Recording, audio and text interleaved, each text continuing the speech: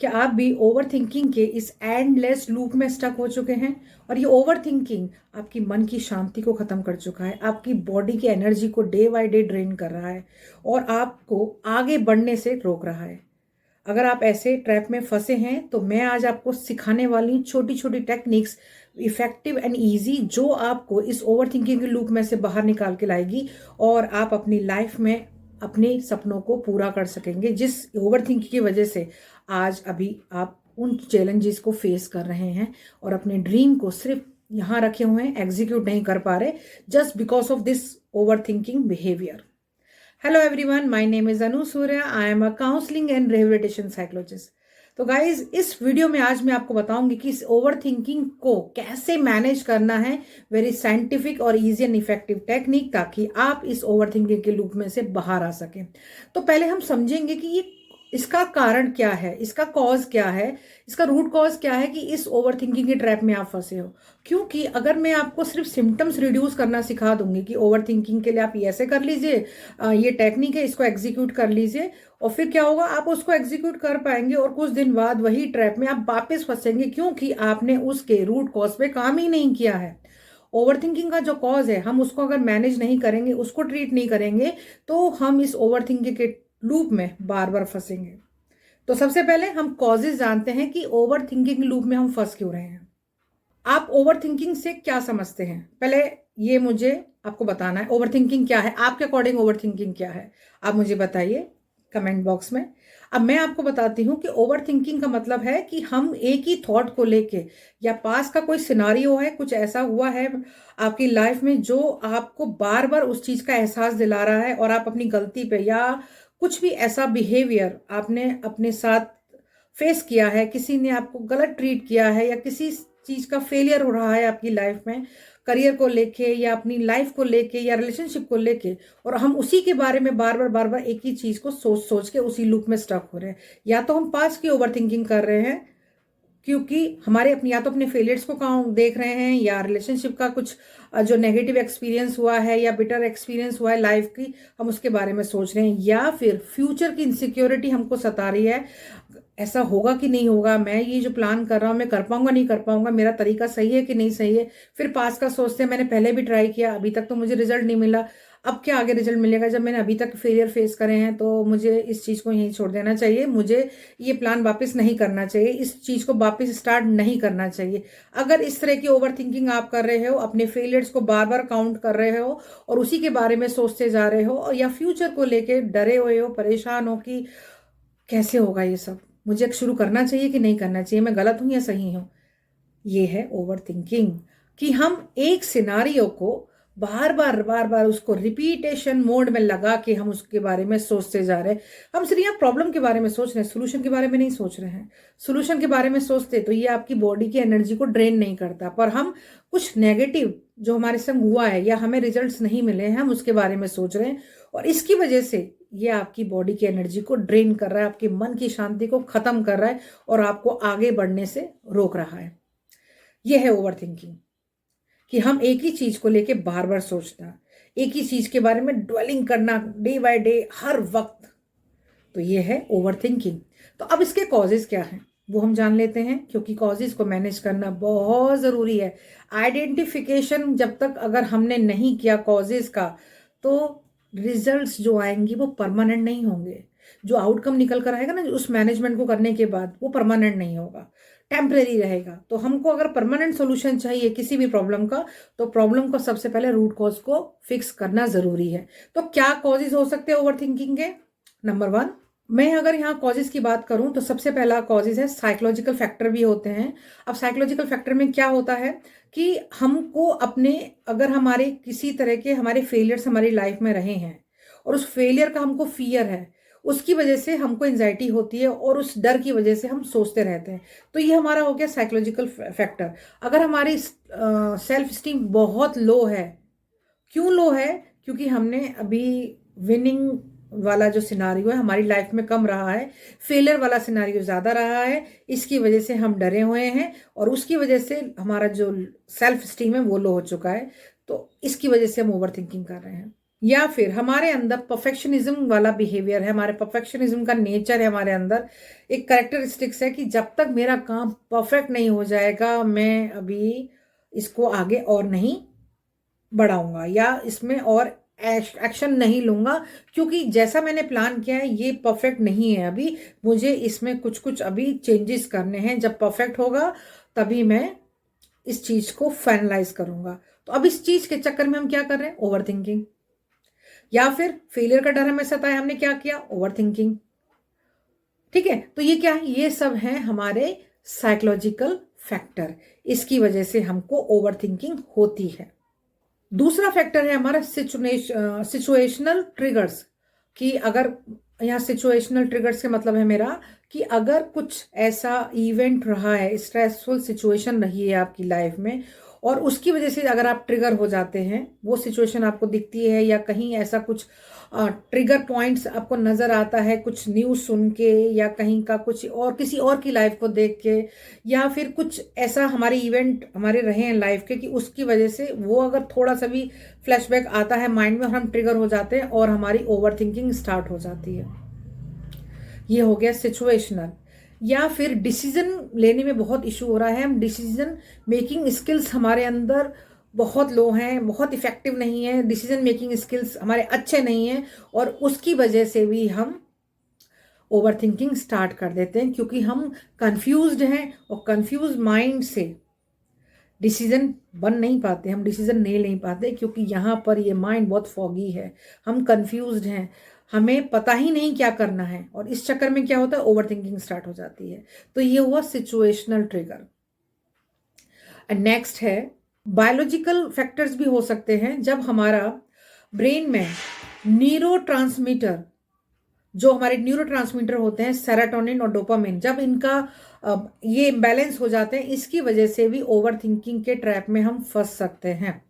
या फिर हमारा प्री फ्रंटल कॉर्टेक्स जब हमारा बहुत हाइपर एक्टिव हो जाता है, जिसकी वजह से हम thinking, rational thinking, logical thinking हमारी होती है, अगर वो हाइपर एक्टिव हो रहा है, और हाइपर एक्टिव होने की वजह से भी हम ओवर थिंकिंग के ट्रैप में जा सकते हैं।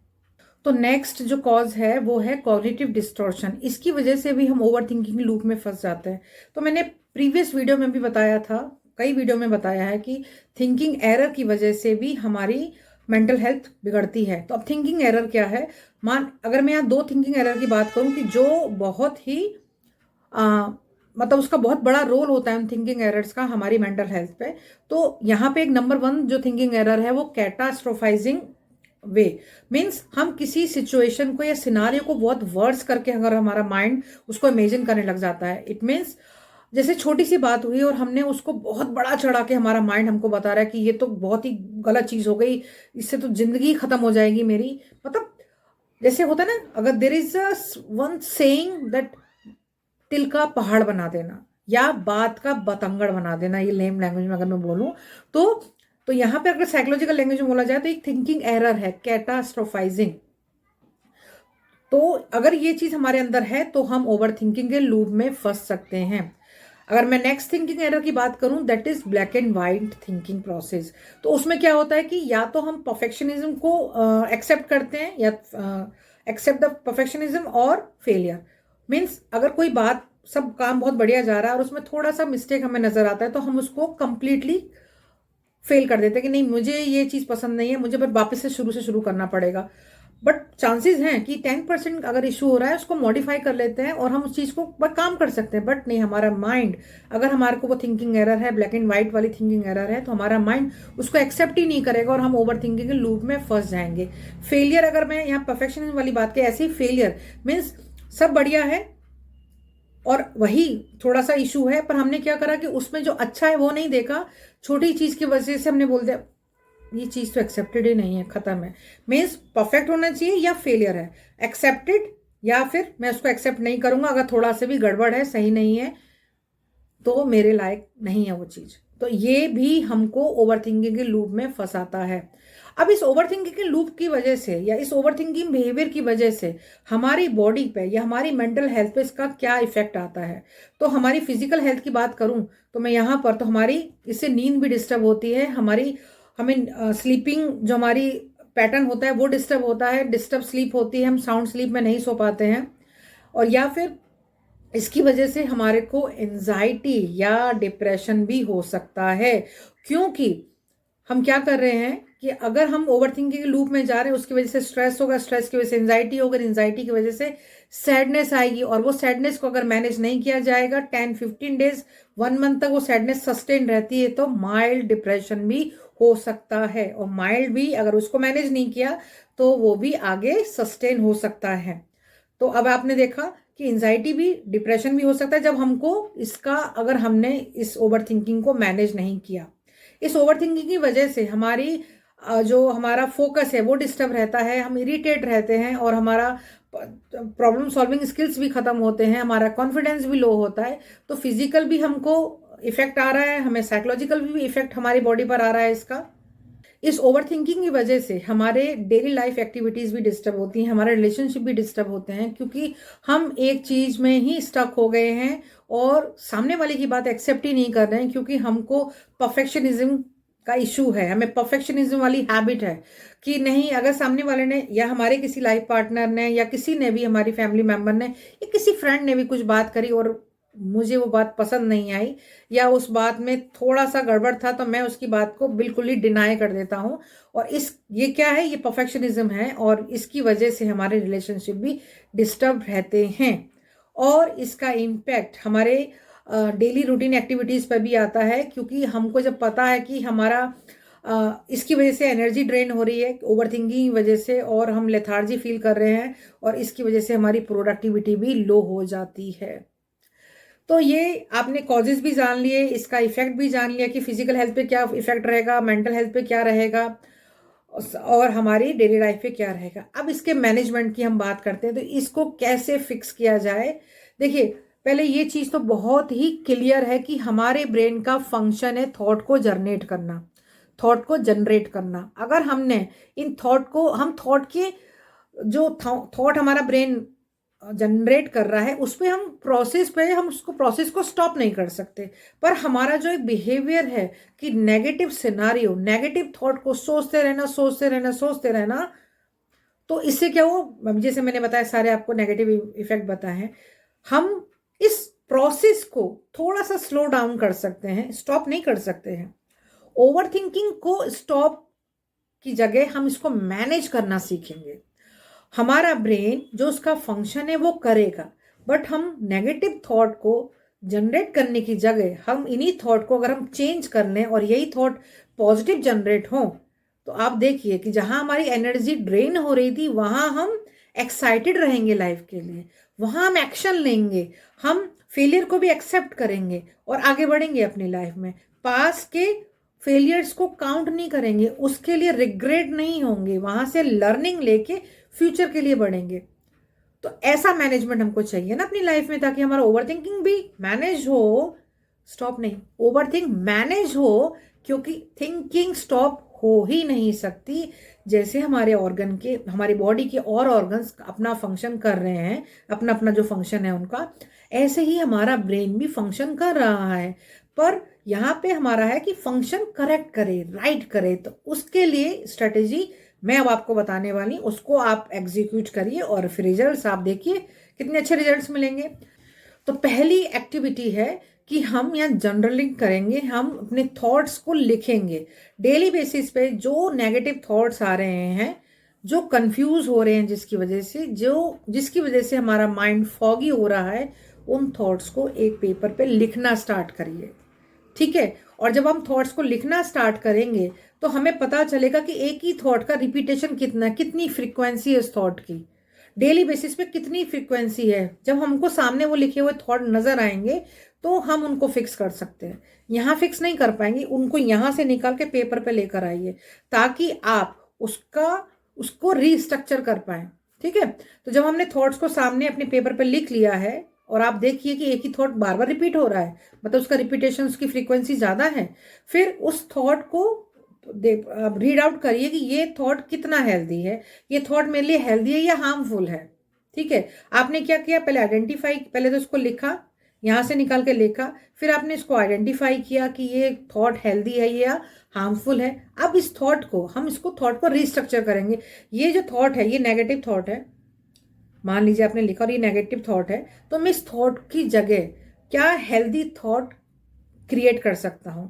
ऐसा कौन सा थॉट है जिसको मैं जिस हेल्दी थॉट से इस थॉट को, जो हार्मफुल थॉट है, जो नेगेटिव थॉट है, जो मेरे लिए हेल्पफुल नहीं है, मैं इस थॉट को कैसे रिस्ट्रक्चर कर सकता हूँ, एक हेल्दी थॉट के संग एक पॉजिटिव थॉट से रिप्लेस कर सकता हूँ। ये है जब आप जर्नलिंग करेंगे, आप इस थॉट्स को पेपर पर लिखेंगे, ठीक है, थॉट रिकॉर्ड करेंगे, थॉट रिकॉर्ड लॉग बनाएंगे आप। ये तो हो गई पहली पहली एक्टिविटी, पहला मैनेजमेंट हो गया। माइंडफुलनेस प्रैक्टिस को भी आप एक अपनी इस ओवर थिंकिंग के लूप को स्टॉप करने के लिए यूज कर सकते हैं। तो माइंडफुलनेस प्रैक्टिस में क्या करना है कि आपको 5 सेंसेस को पर फोकस करना है। तो 5 सेंसेस क्या हो गई? Site, vision, auditory, smell, touch और टेस्ट, और लास्ट हो गई टेस्ट। ठीक है, तो अभी अभी ये देखिए, आपने सुना, ये आवाज हुई है, यहाँ से एक व्हीकल निकला, उसकी आवाज थी। तो क्या हुआ, अभी मैंने अपनी ऑडिटरी वाली सेंस पे फोकस किया, तो उसकी जैसे भी उस पर फोकस किया तो मुझे वो आवाज समझ आई और मैंने आपको यहाँ बता दिया। तो मेरे अराउंड जो जो हो रहा है या आपके अराउंड जो जो हो रहा है, आपको उस पर फोकस करना है। अगर मैं साइट वाले सेंस पे बात करूं तो मेरे अराउंड यहाँ इस रूम में जो जो आइटम है वहां मैं फोकस करने लग जाऊंगी और उनके नाम लूंगी। अच्छा, ये टीवी है,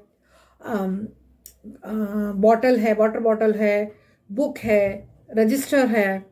तो अब क्या हुआ, मैंने एक एक आइटम के नाम लेने स्टार्ट किए। तो क्या हुआ, जो मैं ओवर थिंकिंग के लूप में फंसी थी वो लूप ब्रेक हो गया। ठीक है, अब नेक्स्ट अगर मैं सेंस की बात करूं तो हमारी होगी ऑडिटरी सेंस। कौन कौन सी साउंड आपको सुनाई दे रही है इस दौरान, इस टाइम मैं जो वीडियो रिकॉर्ड कर रही हूं, मुझे कौन कौन सी आवाजें आ रही हैं। अब आप नोटिस करिए कि बाहर से एक आवाज आ रही है, पहले हॉर्न की आवाज आई थी। ठीक है, तो अब क्या हुआ, आप अपने अराउंड आवाजों को नोटिस करिए, ऑब्जर्व करिए कि किस किस तरह की आवाजें आ रही हैं।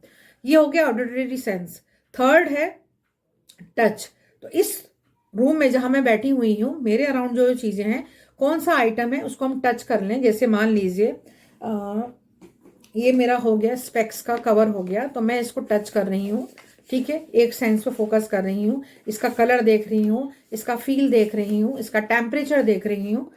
ठीक है, ये पेन हो गया, पेन का कैप हो गया, इसका कलर देख रही हूँ, इसका शेप देख रही हूँ, इसका साइज देख रही हूँ। ठीक है, तो अब जब मैंने इन चीजों पर फोकस किया, हुआ क्या कि मेरा जो ओवर थिंकिंग वाला लूप था, जो हम जिसमें फंसे हुए थे, वो ब्रेक हो गया।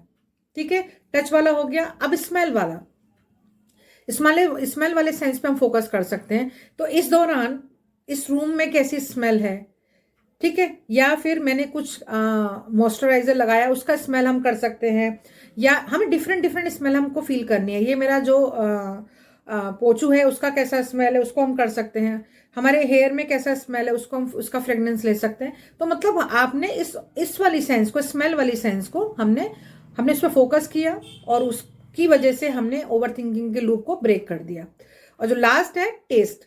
अगर आपके अराउंड उस दौरान जब ओवर थिंकिंग कर रहे हैं, उस दौरान कुछ आइटम है ऐसा खाने वाला, ईडेबल फूड है, ईडेबल आइटम है, आप उसको लेके टेस्ट करिए और उसका टेस्ट देखिए कैसा है, टैंगी है, स्वीट है, सॉल्टी है, स्पाइसी है।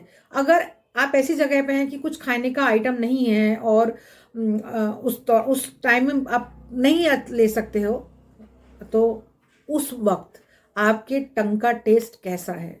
तो इस वक्त मेरे टंग का टेस्ट कैसा है, अगर, और या उस वक्त आपके टंग का टेस्ट कैसा है, अगर आपके पास कुछ ईडेबल आइटम नहीं है तो हम नोटिस कर सकते हैं। ये देखिए आवाज आ रही है आपको। हाँ, तो अब क्या है, ये ऑडिटरी सेंस हमने यूज कर लिया कि हमारी अराउंड कौन सी आवाजें हैं। तो ऐसे ही जब आपको अपने ओवर थिंकिंग के लूप को या उस साइकिल को ब्रेक करना है, तो ये माइंडफुलनेस प्रैक्टिस आपको बहुत हेल्प करेगी और आप उस लूप में से बाहर आ जाएंगे। ठीक है, तो करना क्या है कि ये जो माइंडफुलनेस प्रैक्टिस है, इसको जब हम डेली प्रैक्टिस करते हैं तो हमारा एक पैटर्न डेवलप हो जाता है, एक हेल्दी हैबिट डेवलप हो जाती है माइंडफुलनेस करने की, प्रैक्टिस करने की या माइंडफुल एक्टिविटी करने की। तो हमारी सेंसेस अलर्ट रहती हैं, एक्टिव रहती हैं और हम प्रेजेंट में रहते हैं, पास में नहीं जाते हैं या फ्यूचर में नहीं जाते हैं। ठीक है। तो पहली एक्टिविटी थी हमारी थॉट रिकॉर्ड करना, दूसरी एक्टिविटी है हमारी माइंडफुलनेस प्रैक्टिस, थर्ड एक्टिविटी है हमारी time block. Yes, worry time. हम वरी टाइम के लिए टाइम रख सकते हैं कि पूरे 24 आवर्स, या उसमें से जो टाइम हमारा सोने में चला गया उसको अगर माइनस कर दिया जाए 24 आवर्स में, अगर 8 आवर्स का आपका स्लीप है या 6 आवर्स का आपका स्लीप है, उसको माइनस कर दिया जाए, उसके वापस जो उसके बाद जो हमारे पास आवर्स बचते हैं और उस आवर्स में आप ओवर थिंकिंग करते हैं, तो उस आवर्स में से आप थोड़ा सा टाइम स्लॉट निकालिए, 7 मिनट का या 8 मिनट का टाइम स्लॉट निकालिए। ये जो टाइम है ये मेरा वरी टाइम है। ठीक है। इस वरी टाइम के अलावा जो टाइम है उस टाइम में वरी नहीं करूंगा या करूंगी। ये टेक्निक बहुत इफेक्टिव है। मैं अपने पेशेंट्स को ये सारी प्रैक्टिस जो मैं आपको बता रही हूँ ना, जो मैनेजमेंट में आपको बता रही हूँ, ये ट्राई एंड टेस्टेड है। मैं अपनी ओपीडी में अपने पेशेंट्स को देती हूँ, अपने क्लाइंट्स को देती हूँ, और वो एग्जीक्यूट करते हैं और उनको रिजल्ट्स मिलते हैं। तो ये सिर्फ बताने के लिए नहीं बताया जा रहा है, ये सिर्फ सारे ट्राई एंड टेस्टेड है, रिजल्ट्स मिले हैं लोगों को, और वही चीज़ें मैं आपको बता रही हूँ यहाँ पे। तो जो हमारा स्लीप आवर्स के बाद जो हमारे पास टाइम बचता है, उस टाइम में से 7 मिनट्स या 10 मिनट्स आप ट्राई करिए कि 5 और 7 मिनट से ज़्यादा टाइम ना लगाएं इसके अंदर। उतना टाइम टाइमर में लगाइए, अपना जो मोबाइल में टाइम एक सेट करिए कि इससे ज़्यादा नहीं करना है। 7 मिनट जो टाइम आएगा उसी टाइम में आप क्या करेंगे, एक पेपर पेन लेके जो जो थॉट माइंड में आ रहा है उसको लिखना स्टार्ट कर दिया। जिसकी आप ओवर थिंकिंग कर रहे हैं उस टाइम आपने उसको लिखना स्टार्ट कर दिया। और जैसे 7 मिनट ओवर होते हैं तो क्या होगा, 7 मिनट जैसे ही ओवर होंगे तो हम अपने आप को पहले ही कमांड देंगे कि 7 मिनट से ज़्यादा मैं वरी टाइम में टाइम नहीं दूंगा। और जैसे 7 मिनट होंगे मैं स्टॉप कर दूंगा या कर दूंगी। तो जैसे 7 मिनट खत्म होते हैं उसके बाद अब आपका जो लिखने वाला काम है या वरी टाइम वाला जो टाइम है वो खत्म हो जाता है। और उसके बाद आप इस चीज को कंटिन्यू नहीं करेंगे। और पूरे दिन में अगर ओवर थिंकिंग का लूप वापस आता है तो आप अपने आप को कमांड देंगे, इंस्ट्रक्शन देंगे, hey this is not my worry time. तो मैं इस जो मैं सोच रहा हूं इसको मैं अपने वरी टाइम वाले स्लॉट में सोचूंगा, अभी नहीं सोचूंगा, अभी मुझे नहीं इसके बारे में सोचना है। तो होगा क्या कि आपने अपने माइंड को बोला, एक मैसेज दिया कि अभी मेरा वरी टाइम वाला टाइम नहीं है। तो ये मेरा शेड्यूल मैंने बुक किया हुआ है, इसके लिए 7 मिनट मैंने अपने रखे हुए हैं, 7 मिनट वाले टाइम में ही मैं इसको करूंगा, अभी नहीं सोचूंगा। तो पूरे दिन में से एक टाइम फिक्स रखिए और उसी टाइम में आपको डेली प्रैक्टिस करनी है वरी टाइम की। ठीक है। तो जैसे आपने ओवर थिंकिंग का लूप स्टार्ट होने वाला था, आपने उसको स्टॉप कर दिया और अपने ब्रेन को कमांड दिया, इंस्ट्रक्शन दिए कि अभी नहीं करना है। तो क्या होगा, आपने उसको डिले कर दिया।